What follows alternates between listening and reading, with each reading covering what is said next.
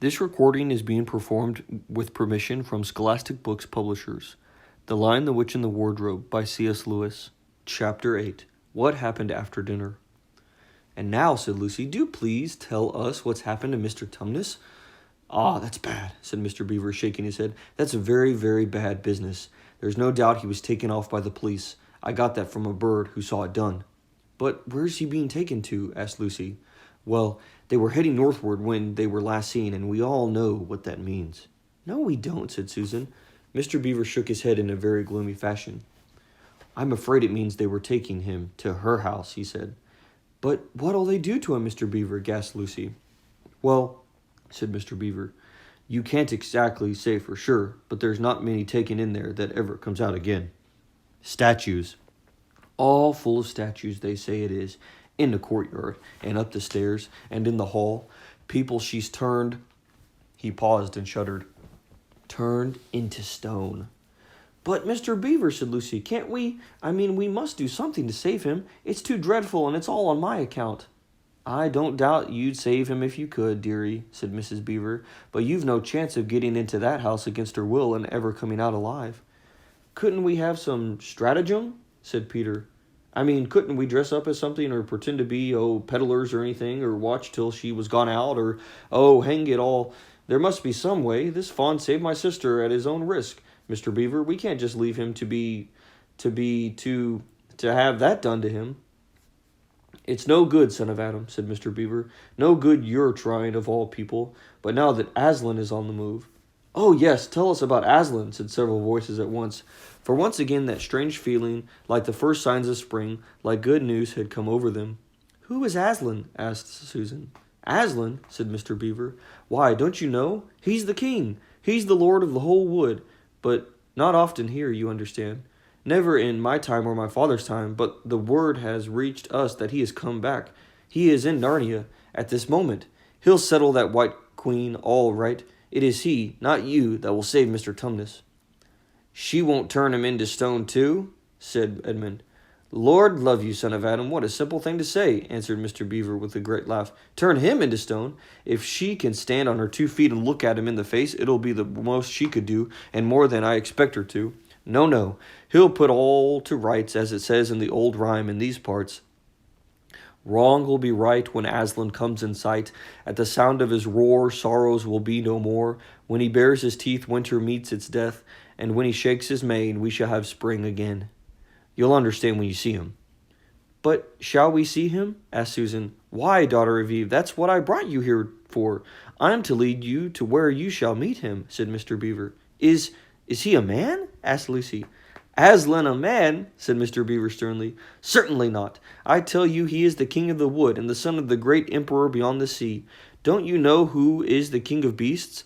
Aslan is a lion, the great lion." "Oh," said Susan, "I thought he was a man." "Is he, quite safe? I shall feel rather nervous about meeting a lion." "That you will, dearie, and no mistake," said Mrs. Beaver. "If there's anyone who can appear before Aslan without their knees knocking, they're either braver than most or else just silly." "Then he isn't safe?" said Lucy. "Safe?" said Mr. Beaver. "Don't you hear about what Mrs. Beaver tells you? Who said anything about safe? Of course he's safe. Of course he isn't safe. But he's good. He's the king, I tell you." "I'm longing to see him," said Peter, "even if I do feel frightened when it comes to the point." "That's right, son of Adam," said Mr. Beaver, bringing his paw down on the table with a crash and made all the cups and saucers rattle. "And you shall. Word has been sent that you are to meet him tomorrow, if you can, at the stone table." "Where's that?" said Lucy. "I'll show you," said Mr. Beaver. "It's down the river a good step from here. I'll take you to it." "But meanwhile, what about poor Mr. Tumnus?" said Lucy. "The quickest way you can help him is by going to meet Aslan," said Mr. Beaver. "Once he's with us, then we can begin doing things. Not that we don't need you to, for that's another part of the old rhymes. When Adam's flesh and Adam's bone sits at Parvel enthroned, the evil time will be over and done. So things must be drawing nearer their end now he's come and you've come. We've heard of Aslan coming into these parts before, long ago. Nobody can say when, but there's never been any of your race here before." "That's what I don't understand, Mr. Beaver," said Peter. "Isn't the witch herself human?" "She'd like us to believe it," said Mr. Beaver, "and it's on that she now bases her claim to be queen. But she's no daughter of Eve. She comes of your father Adam's," here Mr. Beaver bowed, "and your father Adam's first wife. Her they called Lilith, and she was one of the jinn. That's what she comes from on one side. And on the other side she comes of the giants. No, there isn't a drop of real human blood in the witch." "That's why she's bad all through, Mr. Beaver," said Mrs. Beaver. "True enough, Mrs. Beaver," he replied.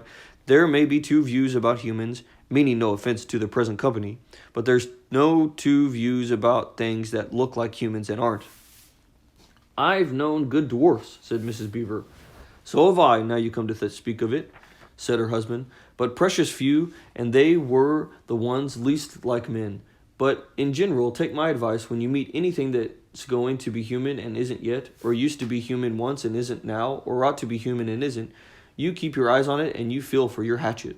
And that's why the witch is always on the lookout for humans in Narnia. She's been watching for you this many a year, and if she knew there were 4 of you, she'd be more dangerous still." "What's that to do with it?" asked Peter. "Because of another prophecy," said Mr. Beaver. "Down at Car Parrville, that's the castle on the sea coast down at the mouth of the river, which ought to be the capital of the whole country if all was as it should be. Down at Car Parrville there are 4 thrones, and it's a saying in Narnia, time out of mind, that when 2 sons of Adam and 2 daughters of Eve sit in those 4 thrones, then it will be the end not only of the White Witch's reign, but of her life. And that is why we had to be so cautious as we came along. For if she knew about you 4, your lives wouldn't be worth a shake of my whiskers." All the children had been attending so hard to Mr. Beaver, what Mr. Beaver was telling them, that they had noticed nothing else for a long time. Then, during the moment of silence that followed his last remark, Lucy suddenly said, "I say, where's Edmund?" There was a dreadful pause, and then everyone began asking, "Who saw him last? How long has he been missing? Is he outside?" And then all rushed to the door and looked out. The snow was falling thickly and steadily. The green ice of the pool had vanished under a thick blanket, and from where the little house stood in the center of the dam, you could hardly see either bank. Out they went, plunging well over their ankles into the soft new snow, and went around the house in every direction. "Edmund! Edmund!" they called till they were hoarse. But the silently falling snow seemed to muffle their voices, and there was not even an echo in answer. "How perfectly dreadful!" said Susan, as they at last came back in despair. "Oh, how I wish he'd never come!" "What on earth are we to do, Mr. Beaver?"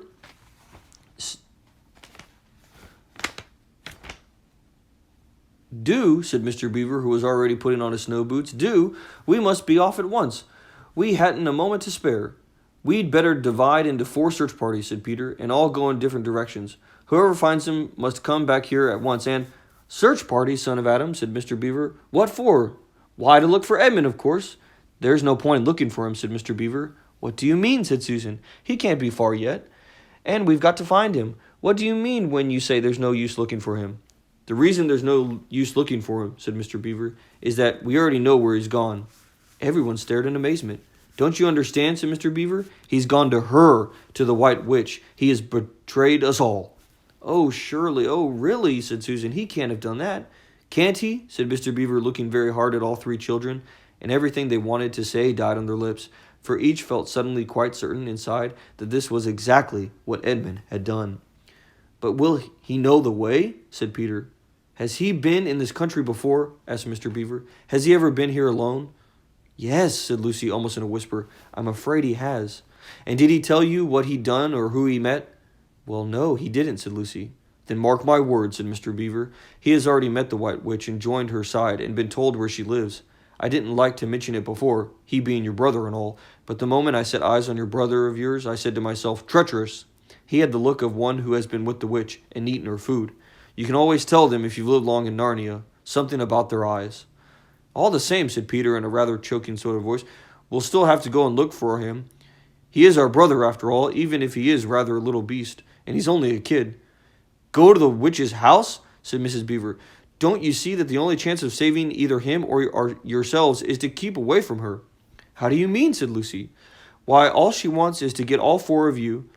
She's thinking all the time of those 4 thrones at Car Parrville. Once you were all 4 inside her house, her job would be done, and there'd be 4 new statues in her collection before you'd had time to speak. but she'll keep him alive as long as he's the only one she's got, because she'll want to use him as a decoy, as bait to catch the rest of you with." "Oh, can no one help us?" wailed Lucy. "Only Aslan," said Mr. Beaver. "We must go on to meet him. That's our only chance now."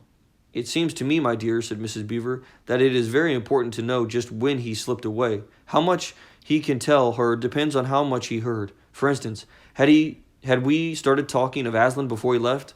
If not, then we may do very well, for she won't know that Aslan has come to Narnia, or that we are meeting him, and will be quite off guard as far as that is concerned."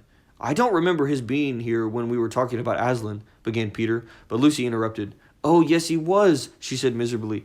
"Don't you remember? It was he who asked whether the witch couldn't turn Aslan into stone, too." "So he did. By Jove," said Peter. "Just the sort of thing he would say, too." "Worse and worse," said Mr. Beaver. "And the next thing is this. Was he still here when I told you that the place for meeting Aslan was the stone table?" And, of course, no one knew the answer to this question.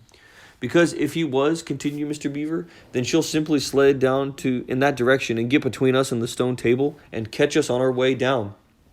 In fact, we shall be cut off from Aslan." "But that isn't what she'll do first," said Mrs. Beaver. "Not if I know her. The moment that Edmund tells her that we're all here, she'll set out to catch us this very night. And if he's been gone about half an hour, she'll be here in another 20 minutes. "You're right, Mrs. Beaver," said her husband. "We must all get away from here. There's not a moment to lose."